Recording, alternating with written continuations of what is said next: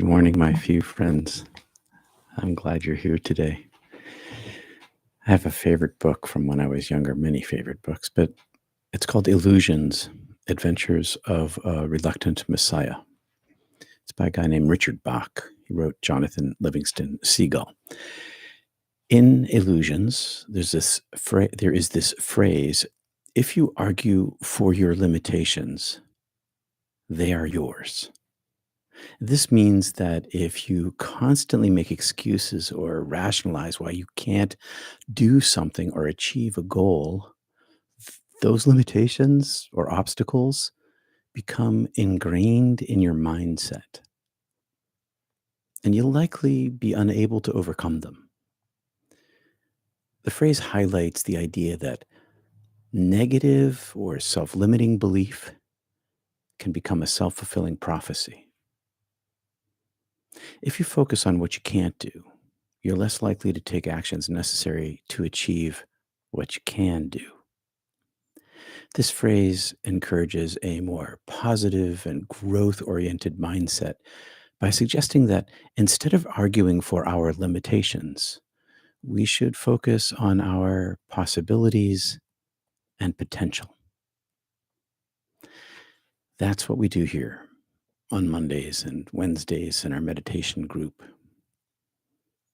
We eliminate our limitations.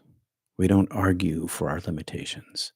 We step aside from them and watch them dissolve. And when I mean limitations in this case, I'm talking about our attachment to our egoic mind and all the things that it produces for us. It's not just the mind itself, it's all of the arguments and emotional limitations that it sets there in front of us, preventing us from progressing on our spiritual path.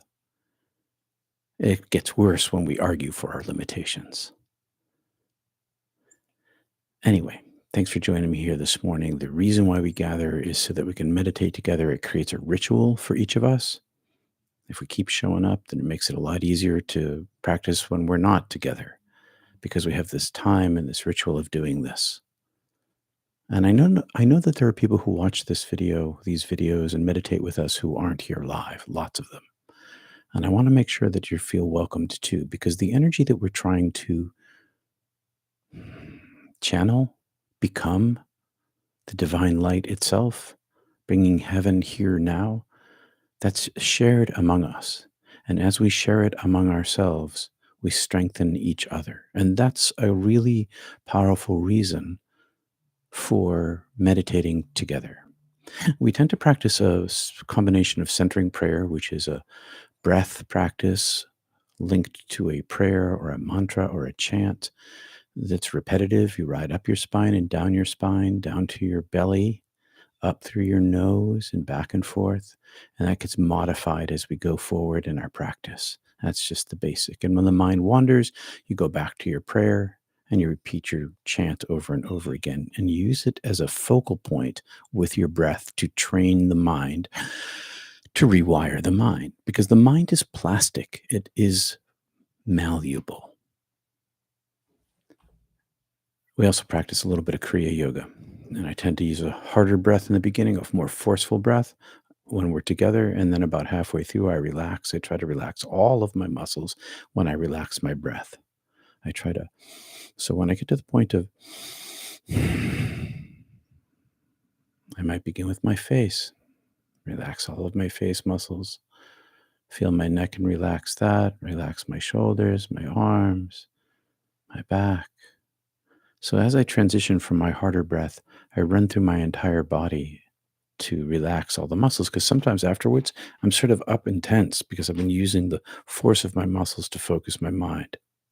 And then as I relax, I have to sort of remember to relax the muscles that have been tense, that I've kind of forgotten about that they were tense. So as I go back through my body again, I get to a quieter breath and a more silent breath. And so in the beginning of my practice, I energize my prana, I bring up my chi, I move it around my body. I use my mind and my breath to do that.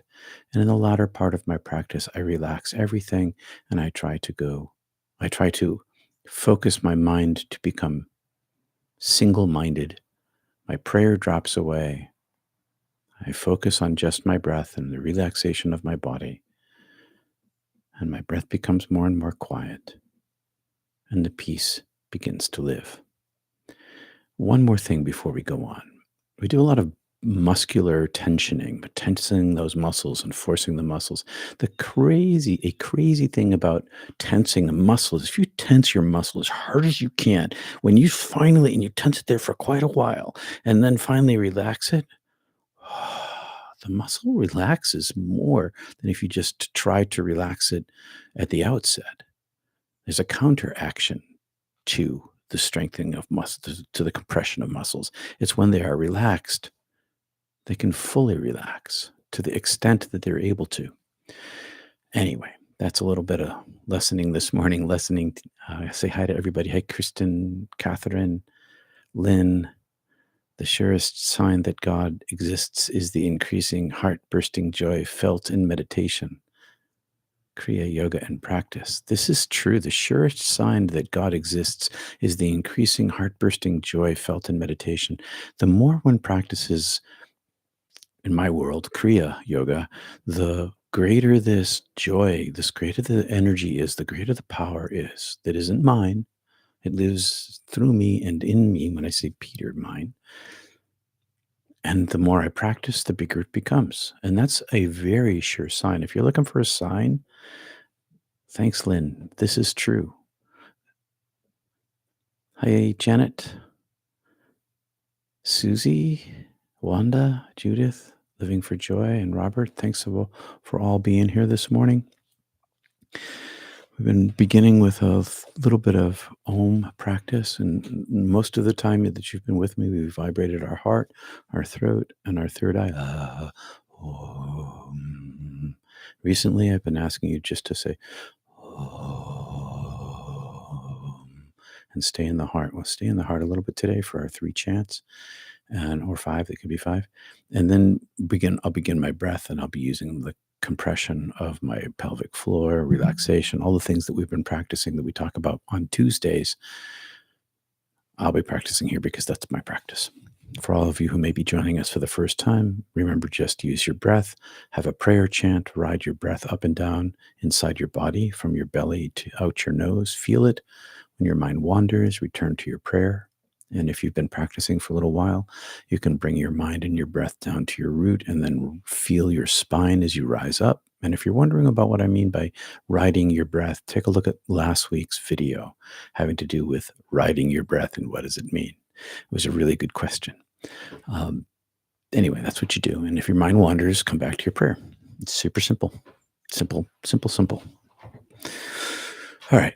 Thanks for being here. I'm settling in, relaxing my feet, relaxing my face, back, shoulders, neck. Begin with a few ohms. Fill your belly.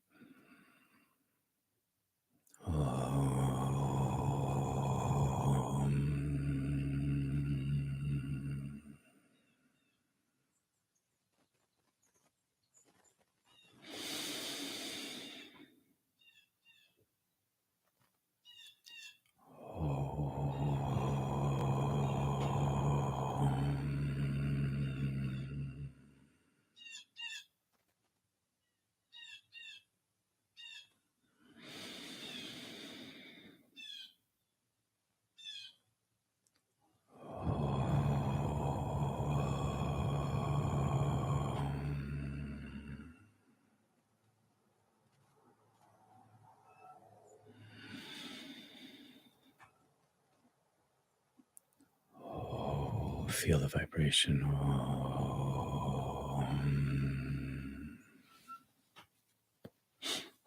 One more, please.